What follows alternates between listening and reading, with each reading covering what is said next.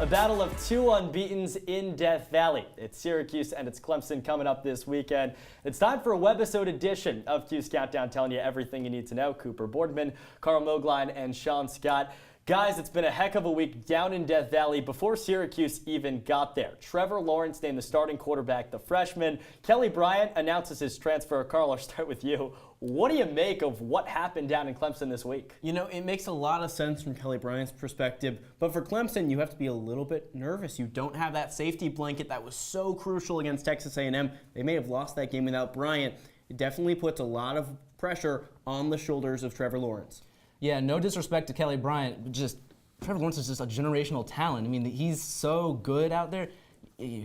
Clemson's offense just is so much better with him out there. I think they'll be an even better team now.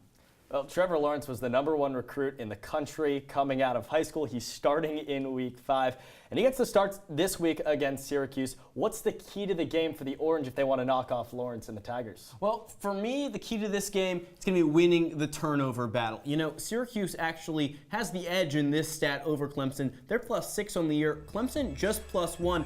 And maybe more interestingly, Clemson, they still haven't had an interception on defense this entire season. Dungy, he's been picked off just one time. For me, that means that if Syracuse has the edge already, if they can exploit Clemson's inability to create turnovers and maybe force a couple of their own, we've seen the secondary be very opportunistic against a young quarterback, that may just pay off.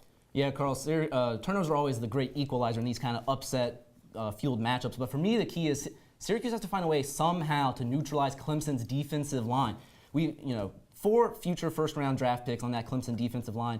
Syracuse may have a really good and experienced offensive line, but it's going to be really tough to try to stop them. Anytime you have one really dominant defensive lineman, usually the answer is double team them. That's really hard mathematically to try to do that when there are 5 linemen to try to counter 4 really good defensive linemen for Clemson. So the goal really here has just got to be, try to use jumbo sets, use Chris Elmore. Someone like that needs to step in there and just add another big blocking body.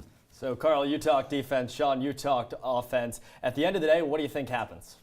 For me, I got Clemson winning this one 41-24. Initially, I had this game actually a lot closer, but when that news came down about Trevor Lawrence getting the start, Kelly Bryant. So you really think that's going to make the difference? I really do think so. Trevor Lawrence has led only just 4 more drives than Kelly Bryant has this season so far, and yet he's put up 45 more points for the Clemson offense. So clearly they are better under him, and Death Valley environment is so tough to win in. That's going to be tough.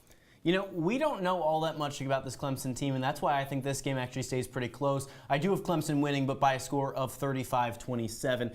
This is a Clemson team. They beat Texas A&M, but they just squeaked by. That was a team Alabama absolutely blew out.